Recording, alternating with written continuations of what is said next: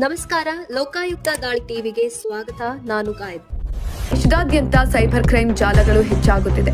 ಸಾವಿರಾರು ಜನ ಕೋಟಿ ಹಣವನ್ನ ಕಳೆದುಕೊಂಡಿರುವ ಪ್ರಕರಣಗಳ ನಡುವೆ ಇದೀಗ ನಕಲಿ ಬಿಲ್ಗಳನ್ನು ಸೃಷ್ಟಿಸಿ ಸರ್ಕಾರಕ್ಕೆ ಕೋಟ್ಯಾಂತರ ರೂಪಾಯಿ ತೆರಿಗೆ ವಂಚಿಸುತ್ತಿದ್ದ ಬೃಹತ್ ಜಾಲವೊಂದು ವಾಣಿಜ್ಯ ತೆರಿಗೆ ಇಲಾಖೆಯ ಜಾರಿ ವಿಭಾಗದ ಅಧಿಕಾರಿಗಳು ಪತ್ತೆ ಹಚ್ಚಿದ್ದಾರೆ.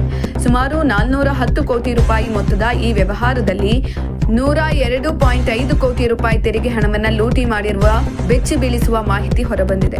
ಈ ವಂಚನೆ ಜಾಲದ ಪ್ರಮುಖ ಸೂತ್ರಧಾರಿ ಆಂಧ್ರಪ್ರದೇಶದ ಚಿತ್ತೂರು ಮೂಲದ ತೌಕೀರ್ ಅಲಿಯಾಸ್ ಮೊಹಮ್ಮದ್ ಎಂಬಾತನನ್ನ ಬೆಂಗಳೂರಿನಲ್ಲಿ ಬಂಧಿಸಲಾಗಿದೆ. ಈತನನ್ನ ಆರ್ಥಿಕ ಅಪರಾಧಗಳ ವಿಶೇಷ ನ್ಯಾಯಾಲಯಕ್ಕೆ ಹಾಜರುಪಡಿಸಲಾಗಿದ್ದು, ನ್ಯಾಯಾಲಯವು 14 ದಿನಗಳ ಕಾಲ ನ್ಯಾಯಾಂಗ ಬಂಧನವನ್ನ ವಿಧಿಸಿದೆ. ಈತನ ಸಹಚರ ಶೇಖ್ ಜಾಕೀರ್ ಹುಸೇನ್ ಅಲಿಯಾಸ್ ಬಾಷಾ ಎಂಬಾತ ವಿದೇಶಕ್ಕೆ ಪರಾರಿಯಾಗಿದ್ದು, ಆತನಿಗಾಗಿ ತೀವ್ರ ಹುಡುಕಾಟವನ್ನು ನಡೆಸಲಾಗ್ತಾ ಇದೆ. ಅಮಾಯಕ ಜನರ ಪಾನ್ ಮತ್ತು ಆಧಾರ್ ಕಾರ್ಡ್ಗಳನ್ನು ಅಕ್ರಮವಾಗಿ ಬಳಸಿ ಹಲವು ನಕಲಿ ಕಂಪನಿಗಳನ್ನ ನೋಂದಣಿ ಮಾಡಿಕೊಳ್ತಿದ್ರು. ಯಾವುದೇ ಸರಕು ಅಥವಾ ಸೇವೆಗಳನ್ನ ಸರಬರಾಜು ಮಾಡಿದೆಯೇ ಕೇವಲ ಸಿಮೆಂಟ್, ಕಬ್ಬಿಣದ ಸರಕುಗಳ ಹೆಸರಿನಲ್ಲಿ ನಕಲಿ ಬಿಲ್ಗಳನ್ನು ಸೃಷ್ಟಿಸಿ ಇನ್ಪುಟ್ ಟ್ಯಾಕ್ಸ್ ಕ್ರೆಡಿಟ್ ಪಡೀತಾ ಇದ್ರು. ಕರ್ನಾಟಕ ಮಾತ್ರವಲ್ಲದೆ ಆಂಧ್ರಪ್ರದೇಶ ಮತ್ತು ತಮಿಳುನಾಡಿನಲ್ಲೂ ಕೂಡ ಈ ಜಾಲ ಹಬ್ಬಿತ್ತು.